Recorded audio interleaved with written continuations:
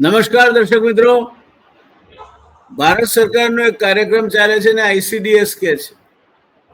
કાર્યક્રમ ભારત સરકારનો છે, પણ એની અમલવારી ગુજરાત સરકાર એટલે કે જે તે રાજ્ય સરકારો કરતી હોય છે.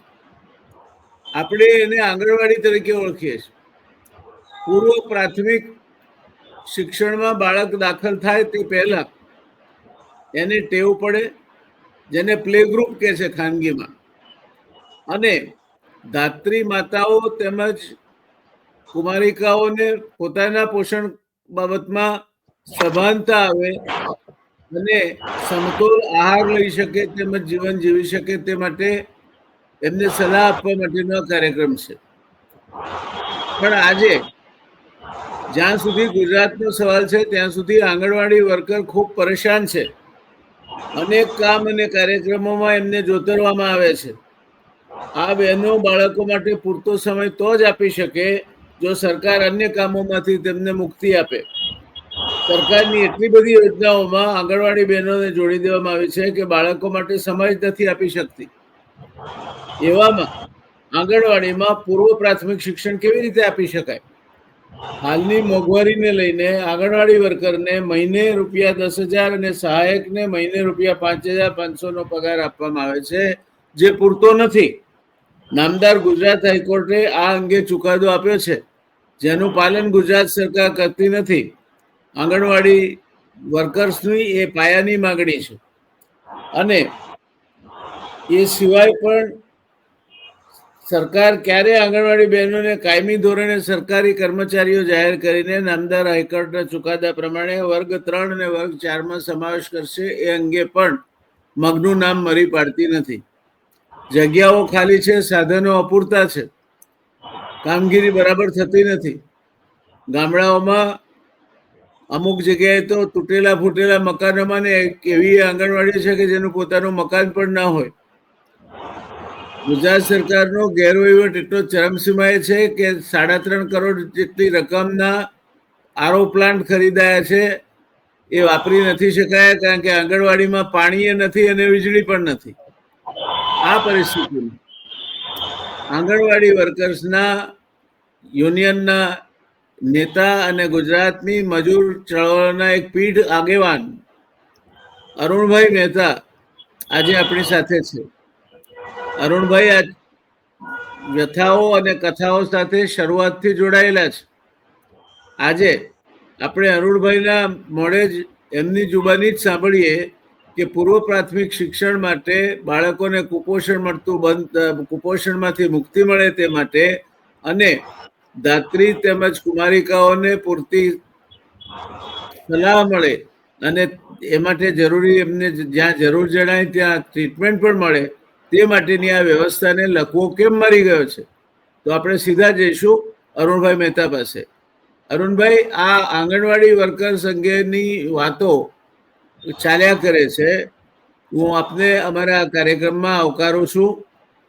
ધ રિયલ ડિબેટનો કાર્યક્રમ જ એ માટે છે કે જેમાં આ પ્રકારના જે પરિસ્થિતિ હોય તેને તટસ્થતાપૂર્વક ઉજાગર કરવી અને શક્ય તે રીતે સરકારમાંથી અને સરકારને પણ વાત એના સુધી પહોંચાડીને મદદરૂપ બનવું, એના ભાગરૂપે અમે આપને નિમંત્ર્યા છે. આપનું અમારે આ ચેનલ પર સ્વાગત છે. અમારા દર્શક મિત્રો તરફથી અને મારી વ્યક્તિગત હેસિયતથી હું આપનું સ્વાગત કરું છું. આપનો તો કૌટુંબિક ઇતિહાસ છે મજૂર ચળવળનો. આપના પિતાશ્રી પણ એક પીઢ અને ઊંચા ગજાના મજૂર આગેવાન હતા અને ખૂબ જેને કહી શકાય કે રચનાત્મક ભૂમિકા મજૂરની શું હોઈ શકે ગાંધીજીના સિદ્ધાંત પ્રમાણે તેના એ અનુયાયી હતા. જો કે સમાજવાદી વિચારસરણીને આપ સૌ લોકો વરેલા છો. એટલે આપે હવે શું કહેવું છે આ બાબતમાં, તે માટે હું આપને આ સ્ટેજ સોંપું છું. જયનારાયણભાઈ, પહેલા તો આપનો આભાર અથવા તો આપને સલામી એટલા માટે કે આપ લીડર રીતે અત્યંત મુશ્કેલી વચ્ચે જીવતા ગુજરાતના નાગરિકો અને વર્તમાન સમયમાં જે લોકશાહી ધોરણોને તોડવાનો પ્રયત્ન કરવામાં આવી રહ્યો છે, લોકશાહી અધિકારોને તોડવામાં પ્રયત્ન કરવામાં આવી રહ્યો છે ખુદ સરકાર દ્વારા, એની સામે નિડરતાપૂર્વક આ બરાબર ગુજરાતમાં જે જરૂર છે તે આપની ચેનલ મારફત આપ મુદ્દાઓ ઉઠાવવાની કોશિશ કરો છો, એટલે ખૂબ ખૂબ અભિનંદન, આભાર. ખરેખર આ આંગણવાડી બહેનો અત્યંત મુશ્કેલી વચ્ચે જીવતી સમાજની આ બહેનો છે કે જે બહુ મહત્વની, અત્યંત મહત્વની કહી શકાય તેવી રાષ્ટ્રીય કામગીરી બજાવે છે. કુપોષણ સામે એક જબરજસ્ત પડકાર છે, તેને પૂરો કરવાનું કામ આંગણવાડી બહેનો કરી રહી છે અને એના સવાલો ઉઠાવવાની જરૂરિયાત હતી તે આપે પણ કરી છે. અગાઉ પણ આપે એક પ્રોગ્રામ કર્યો હતો અને બહેનોને ખૂબ જ ગમ્યું હતું અને સમાજના ઘણા બધા વર્ગોએ પણ અમને એ કહ્યું હતું કે આ બેસ્ટ પ્રશ્ન ઉઠાવવામાં આવ્યો છે.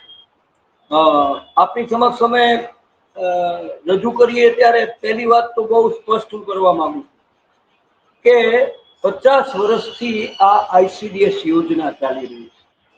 જી, આ બહેનો 50 વર્ષથી શરૂઆતમાં માત્ર 150 રૂપિયા, 300 રૂપિયા, 700 રૂપિયાના પગારમાં કામ કરતી આવી અને એમનો અવાજ ઉઠાવનારું કોઈ નહોતું સમાજમાં. તેમાંથી એમના યુનિયનો બન્યા અને રાષ્ટ્રવ્યાપી ધોરણે અને ગુજરાતમાં પણ સંગઠનો કામ કરી રહ્યા છે કે જે એમના શોષણ સામે અવાજ ઉઠાવે.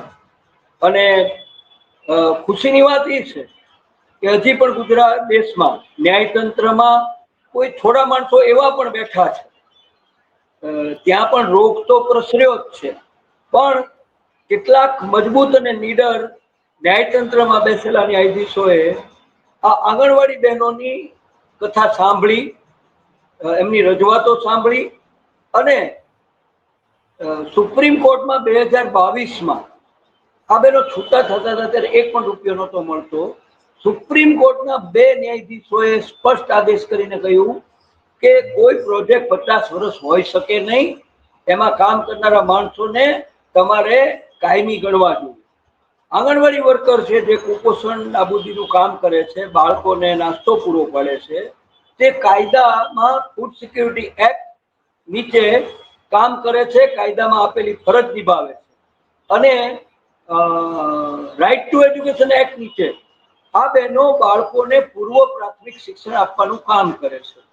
સુપ્રીમ કોર્ટે આ વાતની નોંધ લીધી અને નોંધ લઈને ઓર્ડર કર્યો કે આ બહેનોને હવે તમે પાર્ટ ટાઈમ ન ગણો, કાયમી ગણવા જોઈએ.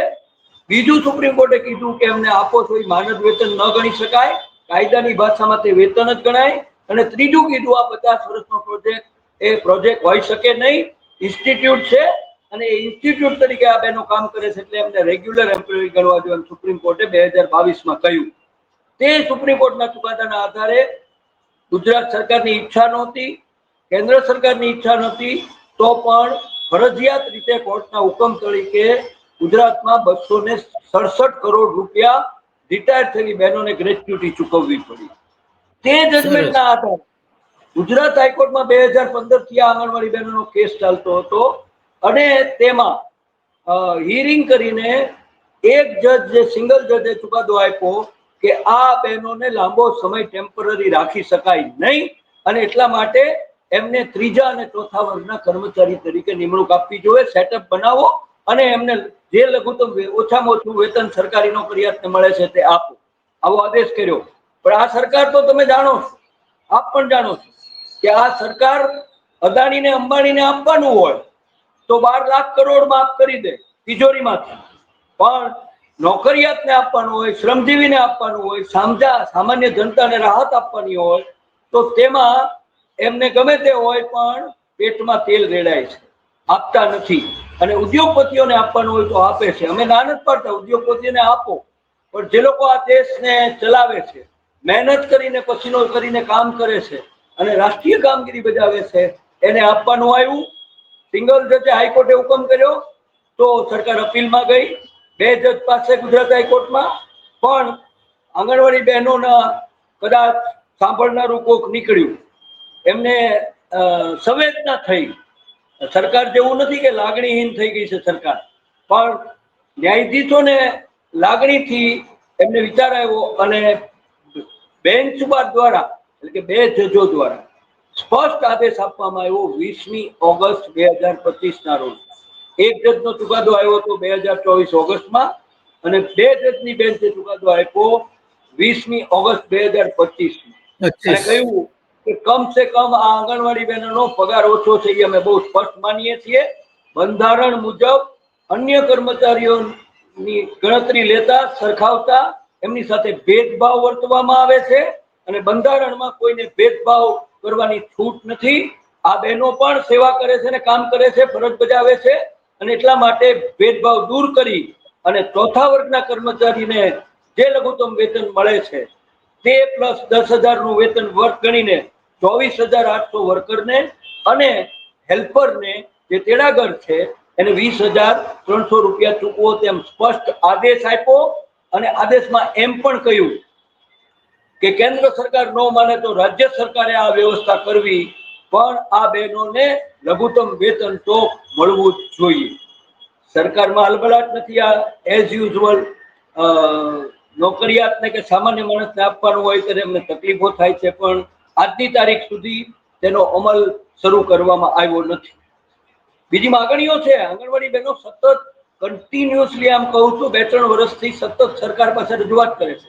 મને ખબર નથી, ગુજરાતના મુખ્યમંત્રી વિશે એમ કહેવાય છે કે બહુ લાગણીવાળા છે, સેન્સિટિવ છે, પણ 10મી માર્ચે આંગણવાડી બહેનોએ 3 જેટલી અમદાવાદમાં રેલી કર્યા પછી 10મી માર્ચે મુખ્યમંત્રીએ ટાઈમ આપ્યો, એક મુદ્દાની ઝીણવટપૂર્વક રજૂઆતો થઈ, અને માર્ચ મહિનામાં સાંભળેલી બાબતમાં પણ એક પણ માગણી બાબતમાં કોઈ નિર્ણય કરવામાં ન આવ્યો.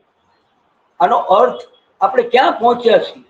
અત્યંત મુશ્કેલી વચ્ચે જીવતી આ બહેનો કે જેનો અવાજ ઉઠાવનારું બહુ ઓછા લોકો હોય છે, એની પ્રત્યે પણ તમે લાગણીશીલ નથી. અને તમારું કેવું કામ કરે છે?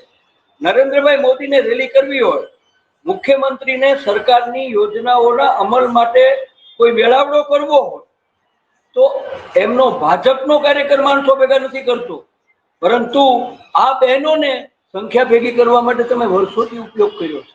અને હું તો વધારે નહીં કહું, પણ કદાચ વડાપ્રધાનની ખુરશી સુધી પહોંચાડવામાં પણ ગુજરાતમાં કોઈ મોટો ફાળો ભજવ્યો હોય તો એ આંગણવાડી બહેનોએ ભજવ્યો હતો, અને તે ગામડે સુધી પહોંચાડ્યું હતું. એ બહેનોને આપવાનું આવે છે તો તકલીફ ઊભી થાય છે. અને એ તકલીફ કેવી, સાહેબ? જયનારાયણભાઈ, આપની સમક્ષ એટલા માટે હું વધારે તીવ્રતાથી કહીશ કે આ આંગણવાડી બહેનોએ 10મી માર્ચે આપેલા વચનનું પાલન ન કર્યું, એટલા માટે દિવાળી પહેલા ઝોનમાં રેલીઓ કરી, આવેદનપત્રો આપ્યા, રજૂઆતો કરી, તે પછી પરિણામ ન મળતા છેવટે 9મી તારીખે ગઈકાલે અમે રેલી કરવાનું નક્કી કર્યું. બીજું કઈ નહોતું કરવાનું, તોફાન કરવા નહોતા નીકળવાના. આ બહેનો શું તોફાન કરવાની? સામાન્ય રેલીની કરી, અને એ પણ અમે ઓફિશિયલી રિવરફ્રન્ટમાં આ રેલી યોજવા માટે બીજી તારીખે 43,000 રૂપિયા બહેનોએ, ગરીબ બહેનોએ ભેગા કરીને ભર્યા કે ભાઈ અમને એક સ્થળ સારું મળે જેથી અમારો અવાજ પહોંચે. રેલી માટેની મંજૂરી માંગી તો ઓચિંતું જ 3 દિવસ પછી ઉપરથી સૂચના આવી એટલે અમારે રિવરફ્રન્ટના ભરેલા પૈસાની મંજૂરી પ્લોટ રદ કરવામાં આવી, અને ઓચિંતું કહેવામાં આવ્યું કે બીજું સ્થળ ગોતી. તે પછી તપાસ કરતા એવી પણ ખબર પડી કે મુખ્યમંત્રી કાર્યાલયમાંથી એક પરવાનગી આપવાની પણ સૂચના આપવામાં આવી. આજે જે રેલી ભારતીય મજદૂર સંઘ કે જે સરકારનું ટેકેદાર યુનિયન છે એના દ્વારા રેલી કરવાનો નિર્ણય કર્યો, રિવરફ્રન્ટમાં મંજૂરી મળી ગઈ, રિવરફ્રન્ટની ઓથોરિટી અમને ના પાડી, તો મુખ્યમંત્રીના કાર્યાલયમાંથી ફોન આવ્યો અને ઉપરથી દબાણ કરીને એમને મંજૂરી અપાણી, અમને ના મંજૂર કરવામાં આવી. તો પણ અમે તો નિર્ણય કર્યો હતો કે હવે હદ થઈ ગઈ છે અને આવી બિન લોકશાહી વલણ ચલાવી ન લેવાય, એટલે અમે નિર્ણય કર્યો, ઓનલાઈન મીટિંગ કરી બધી બહેનોની, અને નિર્ણય કર્યો કે પ્રોગ્રામ તો થશે ને થશે. અને એટલે તો પણ અમે કાયદાની ભાષામાં કહીએ કે સંયમ વર્તીને સંપૂર્ણપણે નિયમ મુજબની કાર્યવાહી કરવાનો પ્રયત્ન કર્યો, અને અમે મેમકો પાસે આવેલું વીર સાવરકર સ્ટેડિયમ છે એમાં અમે પૈસા ભર્યા બીજા 43,000 રૂપિયા, અને ભરીને અમે કીધું કે અમને કમસે કમ શાસ્ત્રી સ્ટેડિયમ થી આ મેદાન સુધી માત્ર 1.5 કિલોમીટરના રસ્તાની રેલીની મંજૂરી આપો. સખત પ્રયત્ન કર્યો તો પણ પોઝિટિવ રિપોર્ટ લોકલ પોલીસ ઇન્સ્પેક્ટરે આપ્યો હોવા છતાં પણ અમને રેલીની મંજૂરી ન અપાય. તે પછી અમે કીધું કે અમને અંદર બેસવા તો છૂટ આપો, તો તેમાં પણ આગલે દિવસે રાતે 8 વાગે અમને બેસવાની મંજૂરી આપવામાં આવી. આ કઈ લોકશાહીને ક્યાં ગુજરાત જઈ રહ્યું છે? ગુજરાત ક્યાં? આ એ જ ગુજરાત છે કે જે હિન્દુત્વ ગમે ત્યારે સભા ભરતા હતા. આ એ જ ગુજરાત છે જેમાં નવનિર્માણમાં આંદોલનો થતા હતા અને લોકો નીકળી પડતા હતા. અને આ એ જ ગુજરાત છે કે જેમાં બેવડી નીતિ અપનાવીને આખો કારસો ગોઠવ્યો છે. અમે જાણીએ છીએ 5 વર્ષથી ભારતીય મજદૂર સંઘ જે સરકારનો યુનિયન છે એક શબ્દ આંગણવાડી માટે નહોતી કરતી કામ.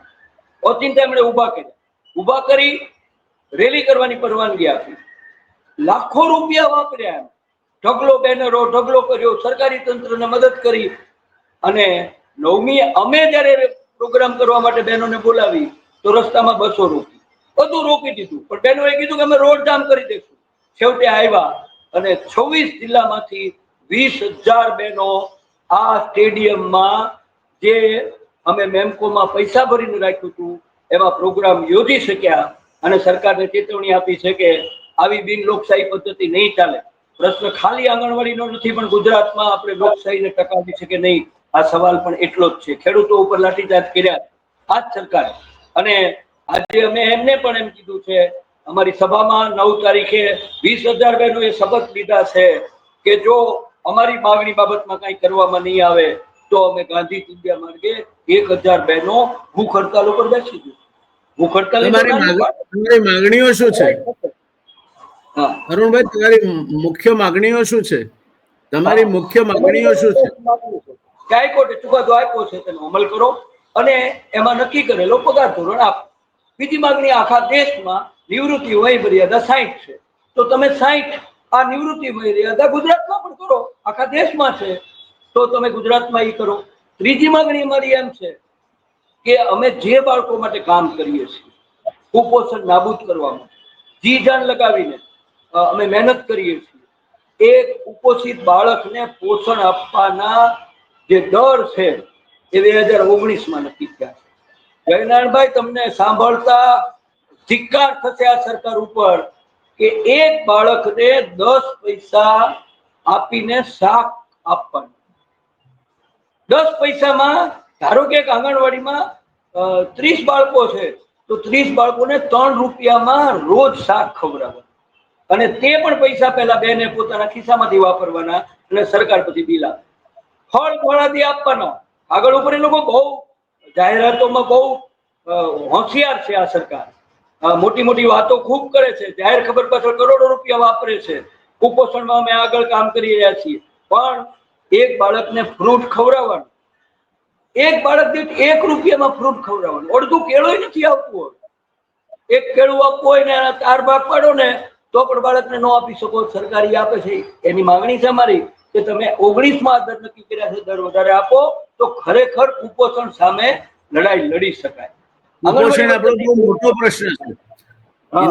કુપોષણ આપણો બહુ મોટો પ્રશ્ન છે. દેશના ટોચના 10 કુપોષિત જિલ્લાઓમાંથી 4 ગુજરાતના છે.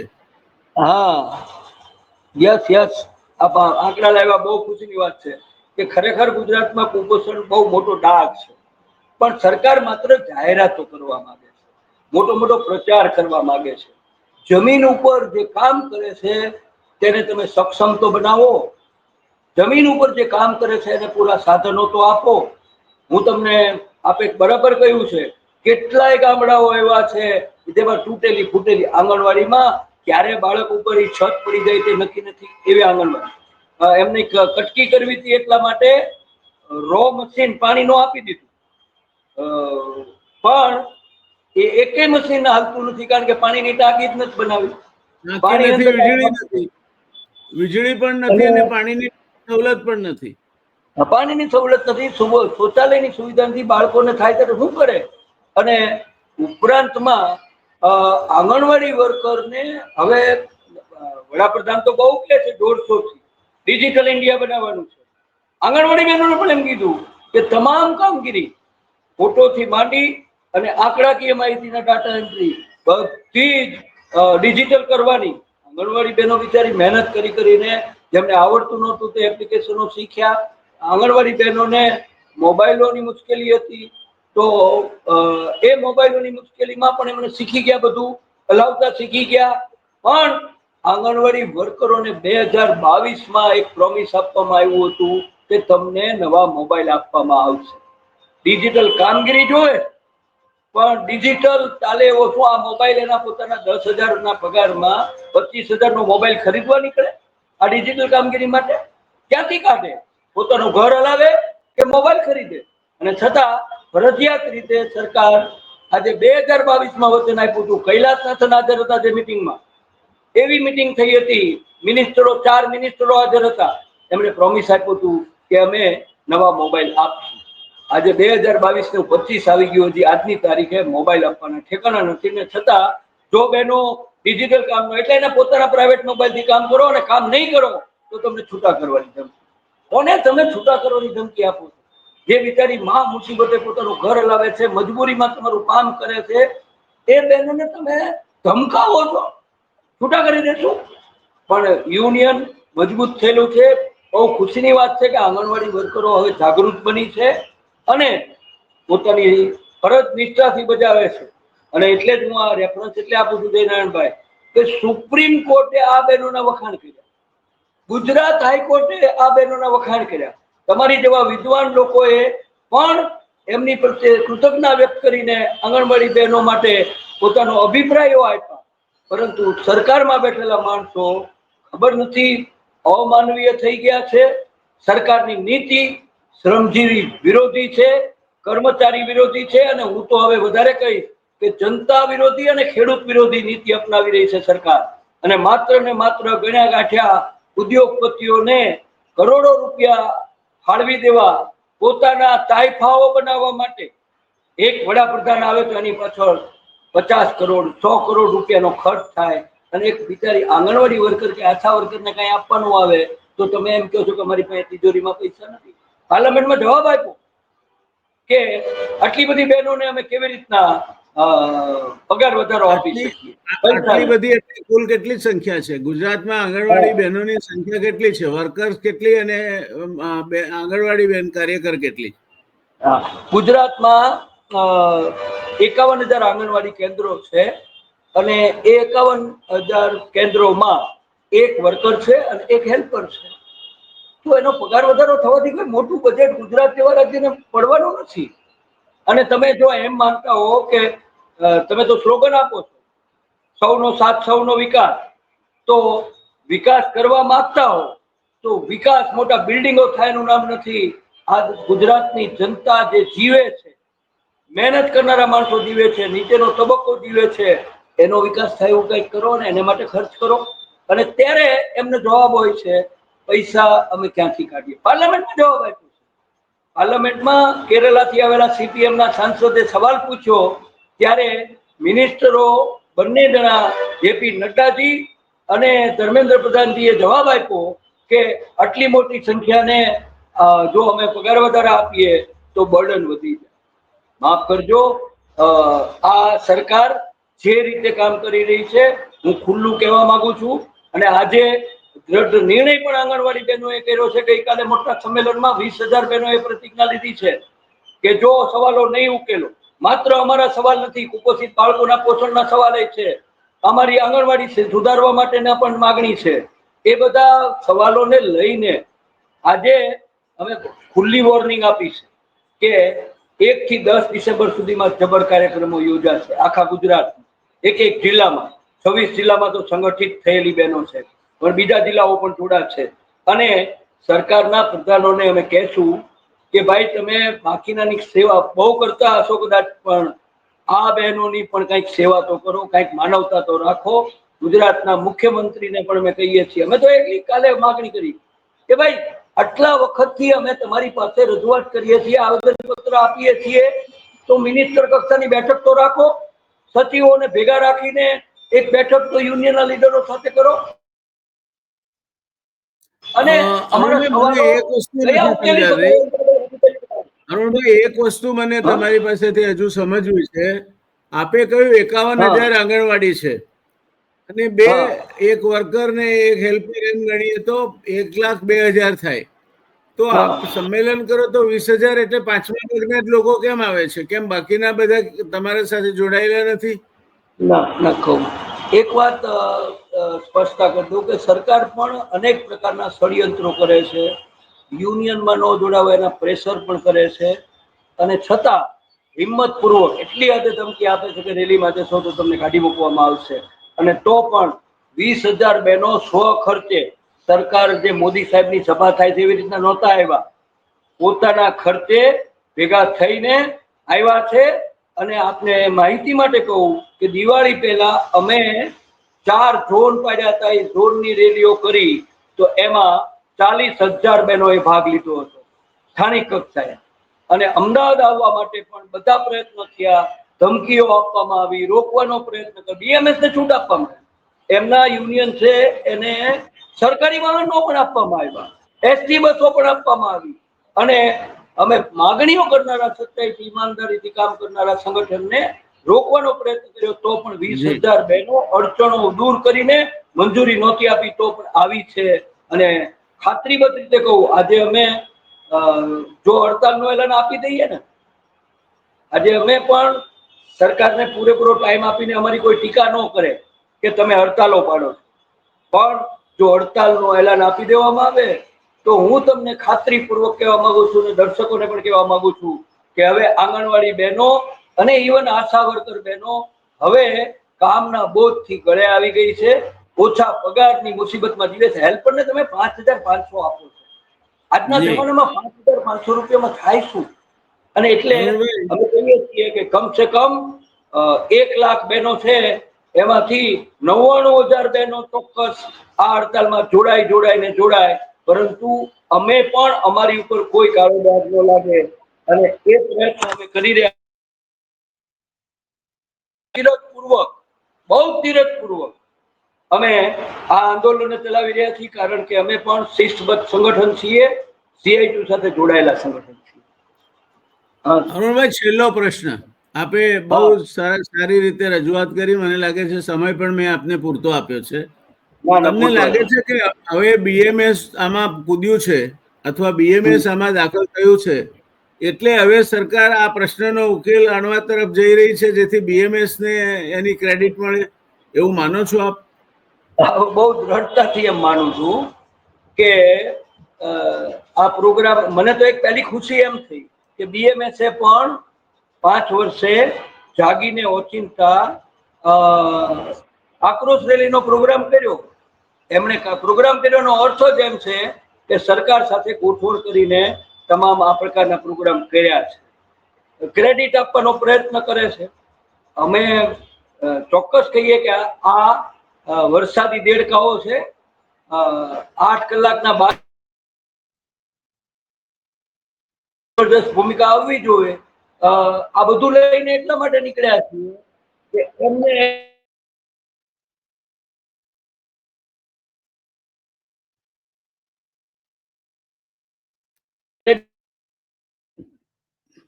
દર્શકભાઈ, તો ટ્રાન્સમિશનમાં કઈ વચ્ચે વિક્ષેપ આવ્યો લાગે છે, પણ હું અરુણભાઈને એવું હતું કે હવે BMS અંદર દાખલ થયું છે એટલે કદાચ સરકાર તરફથી વલણના કારણે અંત આવવાનો હોય એવું લાગે છે.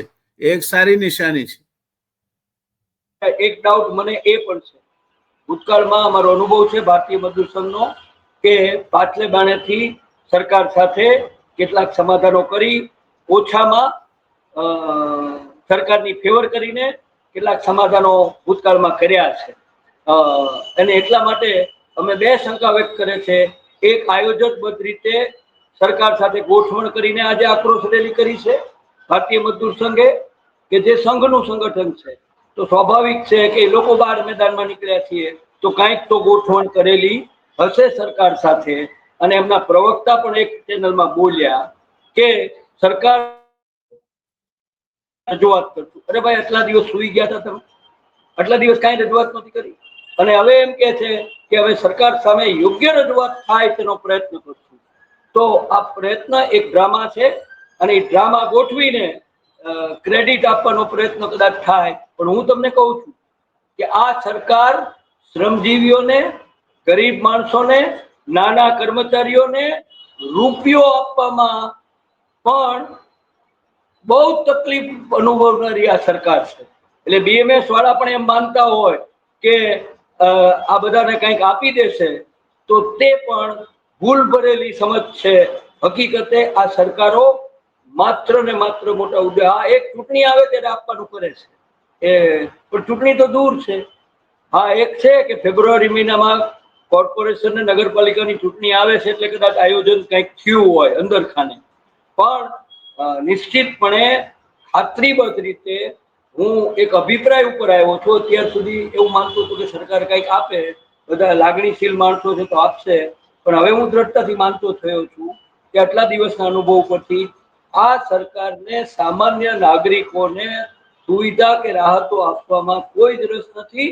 આંદોલનો થાય ત્યારે જ આપે છે. ખેડૂતોમાં પણ મોટું આંદોલન થયું ત્યારે થોડુંક બટકું ફેંક્યું છે, પણ બટકા ફેંકવામાં હોશિયાર છે, સ્ટંટબાજીમાં હોશિયાર છે.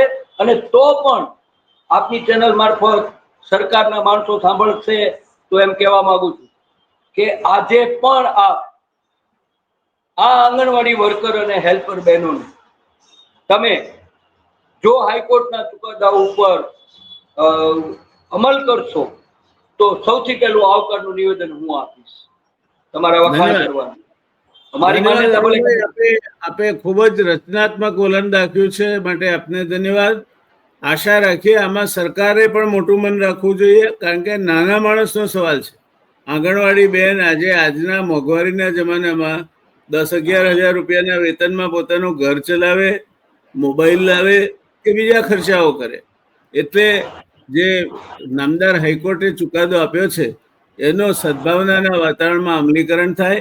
ભારતીય મજદૂર સંઘના આવવાથી ભલે ચુકાદો આવતો હોય અથવા તો સમાધાન થતું હોય તો એ પણ આવકાર્ય છે, કારણ કે સરવાળે તમારી જે મહેનત છે તે અને ભારતીય મજદૂર સંઘનું જે રાજકીય ક્લાઉડ છે તે બે ભેગા થઈને ગરીબ માણસોનું કામ થતું હોય તો મને લાગે છે કે એ આવકાર્ય હોવું જોઈએ અને આવકાર્ય આપણે ગણીશું.